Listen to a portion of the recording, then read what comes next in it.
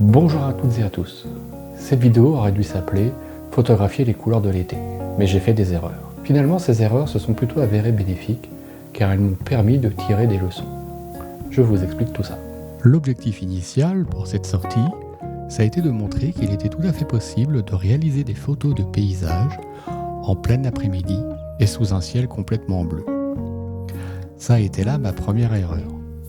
Je ne dis pas qu'on ne peut pas faire de photos intéressantes sous un ciel complètement bleu, mais je pense que pour faire ce genre de photos, il faut être dans un paysage qui s'adapte bien.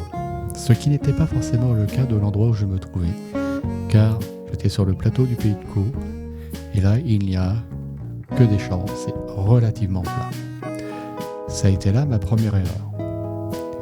Comme vous pourrez le constater un petit peu plus tard, l'apport d'un simple petit nuage dans une scène peut tout changer. La deuxième erreur que j'ai commise a été de mal me positionner par rapport au soleil.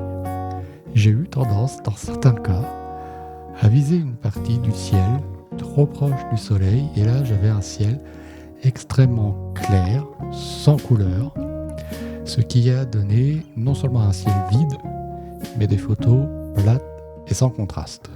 L'autre erreur que j'ai commise le même jour, ça a été de ne pas prendre les photos au 100-400 avec le filtre polarisant. J'ai un filtre vissant polarisant pour cet objectif qui était bien à l'abri à la maison. J'ai bien sûr un kit de filtre carré. J'ai simplement eu la flemme de l'installer et comme vous pouvez le constater, ça a donné ce résultat. Alors il n'y a pas que des aspects négatifs dans cette sortie. J'ai quand même eu l'idée, quand j'ai fait certaines photos, de multiplier mes compositions, de me déplacer, de me mettre un peu plus bas, d'alterner des photos en mode portrait, en mode paysage. Et comme vous pouvez le remarquer, en mode portrait, dans ce genre de paysage et un ciel totalement vide, eh bien la photo n'a que peu d'intérêt. Tout n'est pas à jeter dans cette sortie, loin de là. Lorsque je me suis retrouvé dans un paysage un petit peu plus vallonné, que j'étais bien orienté par rapport au soleil et que j'ai eu la chance d'avoir ce petit nuage dans le ciel qui apportait quand même beaucoup d'intérêt. Il ne faut pas grand chose pour apporter un petit peu d'intérêt dans le ciel. J'ai obtenu des photos qui me plaisent pas mal. Je vous montre ça.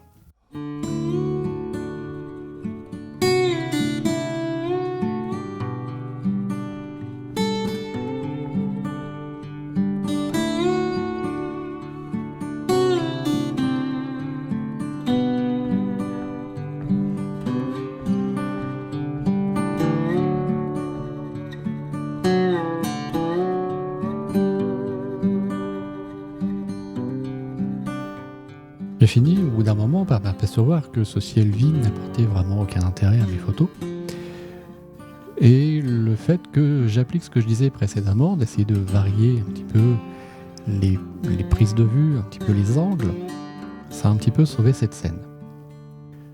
Au départ, la première photo que j'ai prise de ce champ avec ce semis qui dessine un dessin particulier, c'était celle-ci. Pof pof. Ensuite, je me suis dit, ce ciel, il n'a aucun intérêt, il est vide. Pourquoi est-ce que je ne me concentrerai pas uniquement sur la texture du champ? Et je trouve que cette photo est déjà beaucoup plus intéressante.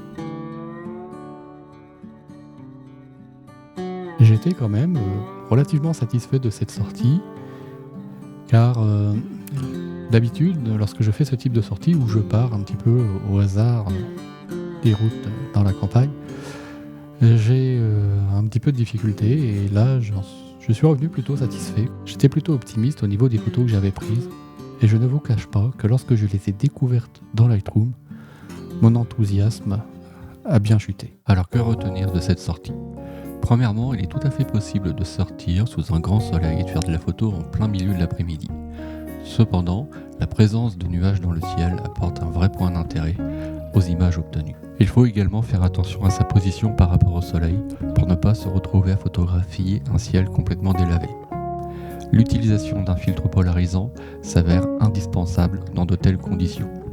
Enfin, lorsqu'on se trouve devant une scène, il ne faut pas hésiter à varier les compositions et à les regarder au-delà de la première chose qui nous tombe sous les yeux. C'est en retenant ces différentes erreurs que je referai une sortie dans les mêmes conditions et que j'espère vous en partager le résultat à travers une autre vidéo. J'espère que cette vidéo vous a plu et vous a montré que des erreurs peuvent être bénéfiques lorsqu'on sait en tirer des leçons. Si vous avez aimé cette vidéo, n'oubliez pas d'y mettre un petit j'aime. Si vous avez des questions ou des remarques, utilisez les commentaires. En attendant de vous retrouver pour une prochaine sortie, je vous souhaite une très bonne semaine et à très bientôt. Salut!